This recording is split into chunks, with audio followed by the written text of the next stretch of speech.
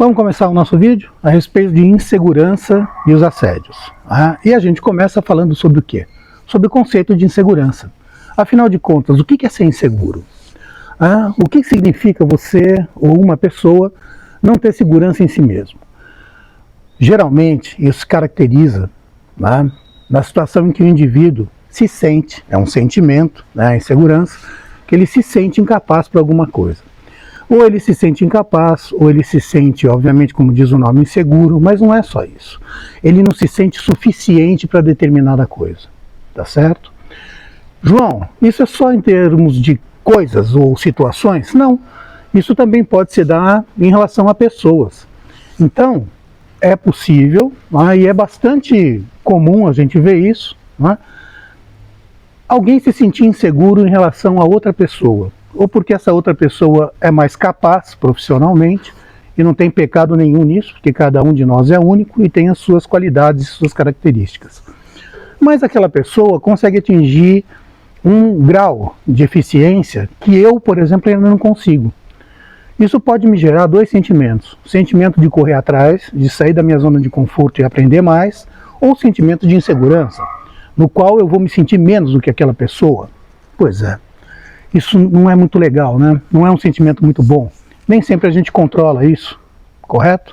Nem sempre a gente escolhe se sentir inseguro perante uma pessoa ou perante uma situação em que eu não consigo resolver a contento, não era aquilo que eu queria.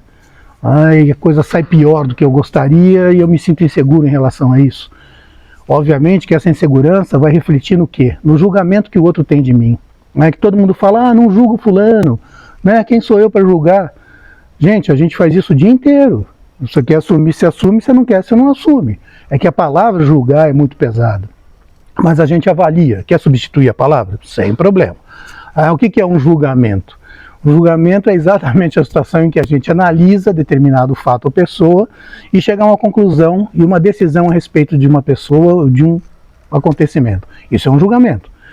Vai no dicionário, dá uma olhada, você vai ver que é um julgamento. É legal julgar os outros? Nesse sentido de condenar, não.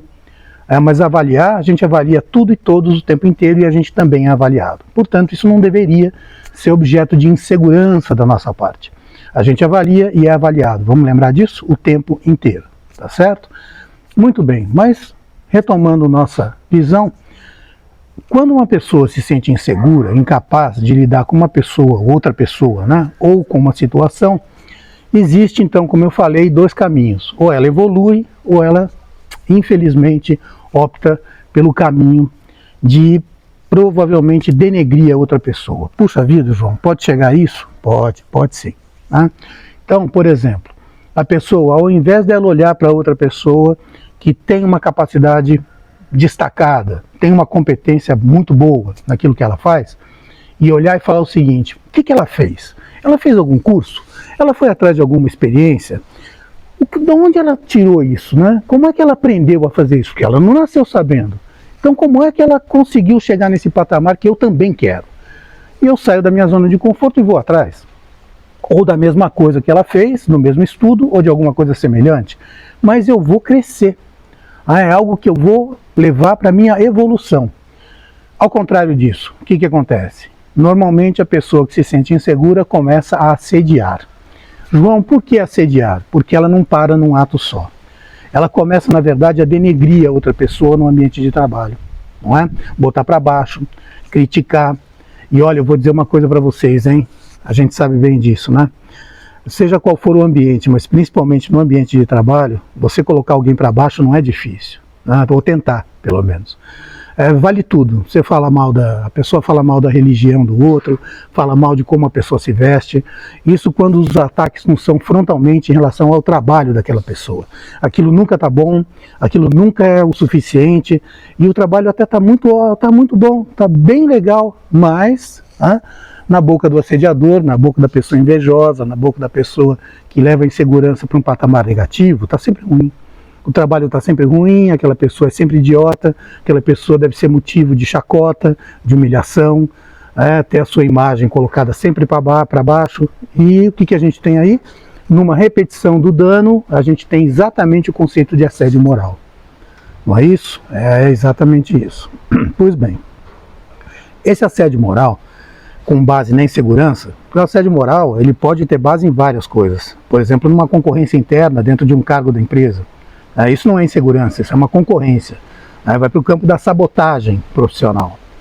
Agora, a insegurança, ela não existe apenas no ambiente profissional. Em geral, uma pessoa insegura, ela não é insegura apenas no ambiente profissional. Ela também é insegura na vida pessoal dela, o que reflete nos relacionamentos, por exemplo. É uma pessoa que se relaciona com outra, mas está sempre se sentindo mais feia, menos valorizada, menos capaz a expressar o seu amor, por exemplo, mais retraída. São todos sintomas tratáveis, são todos sintomas que dentro de uma terapia, dentro de um ambiente profissional, dentro de um ambiente técnico, científico, a gente resolve sem problemas. Ao longo de um tempo, de algumas sessões, settings, que a gente chama terapêuticos, e isso se resolve tranquilamente. Às vezes até com o uso de um ansiolítico, quando a ansiedade da pessoa pega muito alto, a insegurança também traz isso, aquela sensação permanente de não alcançar, de não conseguir, isso vai gerando uma agonia, que gera uma insegurança, quer dizer, a insegurança já está lá, mas gera uma ansiedade tremenda. Será que vai dar certo? Será que eu vou conseguir? Será que eu alcanço? Será que eu consigo? E isso vai minando, inclusive, a gente no nosso bom humor, na nossa disposição. Isso não pode acontecer. Mas o ambiente terapêutico ajuda bastante nisso. Às vezes um melhor amigo, uma melhor amiga, uma pessoa que você possa conversar com confiança, também tem um efeito muito positivo. Nunca vamos abandonar as pessoas que gostam da gente. É fundamental, inclusive nos momentos de insegurança, nós nos lembrarmos exatamente das coisas de sucesso que a gente fez e os amigos queridos que a gente tem. Afinal de contas, eles gostam da gente por algum bom motivo, não é? Que a gente deve sempre valorizar, ainda mais nesses momentos em que existe uma turbulência, tá certo? Pois bem, veja bem,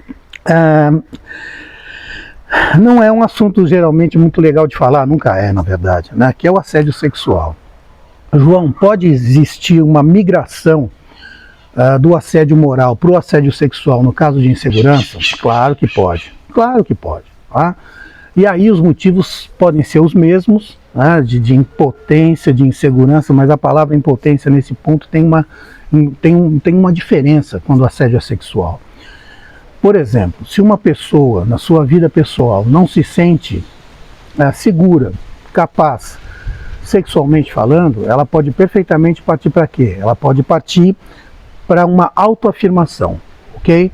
Essa autoafirmação se dá em qualquer campo da vida, pode ser profissional, pode ser emocional, mas quando a coisa é sexual, quando ela parte para o campo sexual, em que a pessoa não se sente satisfeita consigo mesma, não interessa aí realmente o motivo, tá? Se é por conta de uma estética, se é por conta de uma timidez, isso existe muito, né?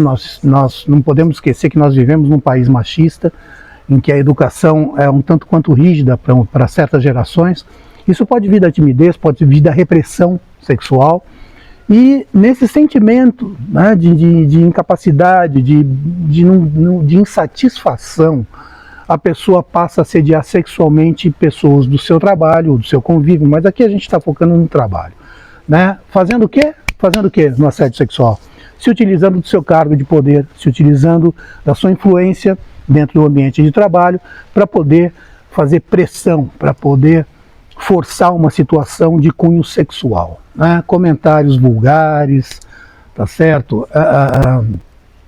Como a gente diz, comentários vulgares e indicações, sabe? Aquela coisa maliciosa da segunda intenção, daquela mensagem subliminar que está escondida dentro de um comentário a respeito de roupa, a respeito de uma...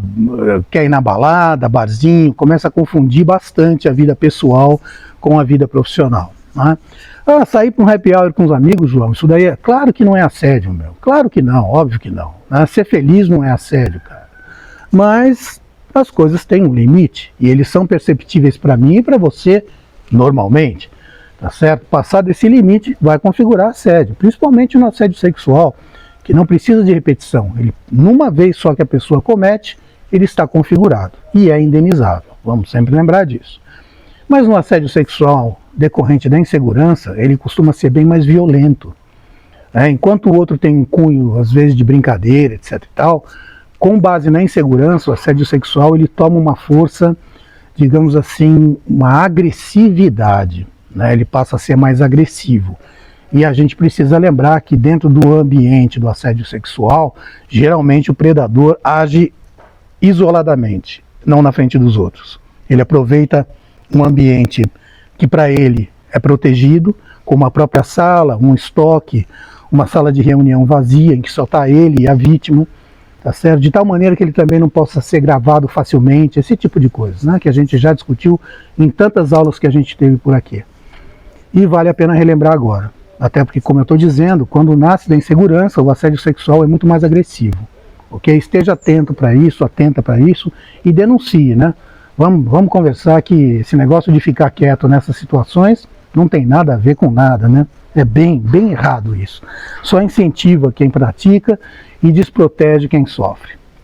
Pois bem, gente, tem solução imediata? Tem dica para dar a respeito disso? Claro que tem, claro que tem. Por exemplo, você vai perceber que para se proteger do assédio moral em geral, e principalmente nesses casos de insegurança do agente ativo, você tem duas situações possíveis de manejo, de você optar por isso. A primeira, que eu acho a mais importante, tá? Se afastar dessa pessoa na medida do possível. Às vezes é seu chefe direto, sua chefe direta, né? Fica mais difícil? Fica, mas fica impossível dar uma distância maior? Não fica impossível. É possível ter um mínimo de contato, né, necessário para que você resolva o seu cotidiano profissional. Mas é possível se afastar um pouco, o máximo possível dessa pessoa, não ir almoçar junto, evita o cafezinho, até isso vale, até isso está valendo. Evita essa exposição junto da pessoa, porque vai sobrar, cara, vai sobrar. A pessoa vai tentar te denegrir ou ela vai tentar te assediar sexualmente. Então para que você vai se expor a isso, não é verdade? Agora, a outra coisa, João, além da distância física, né? O que eu posso fazer? Você cria um filtro para você. Como é que funciona isso? Aquela frase que te humilha, que te põe para baixo, que te deixa mal, né? Que te denigre, filtra isso. De quem que isso está vindo? Que tipo de consideração você tem por essa pessoa? Vale a pena realmente escutar a crítica dela? Ou ela deve entrar por aqui e sair por aqui? É assim que funciona. Não dá peso para isso, não leva isso para o resto do seu dia, para o resto das vezes da sua semana. Né? Uma crítica vindo de alguém que realmente é um imbecil, de alguém que é um cretino, de alguém que não vale a pena ser ouvido, para quê? Né? Tolera, não é para ter paciência, tolera o máximo possível, mas não leva isso com você. É bom se preservar. Né? Dou a dica aí da nossa aula, Preservando a Autoestima, está aqui no nosso canal. É só acessar e dar uma assistidinha, 15 minutinhos, e você coloca a tua autoestima para bombar, tá certo? Sem prepotência, ok? Então, a nossa mensagem de hoje está dada, eu espero ter dado boas dicas para vocês e que as nossas aulas vão também ganhar um ritmo mais legal agora. Tá legal? Tá bom? Tá certo? Ok. Foi um prazer ter vocês comigo, com muito gosto que a gente faz isso e espero estar contribuindo na vida de todos vocês, tá ok? Uma ótima semana, um beijo e um abraço do professor de aula. Não deixa de assinar o nosso canal. Deu até rimo. Um beijo.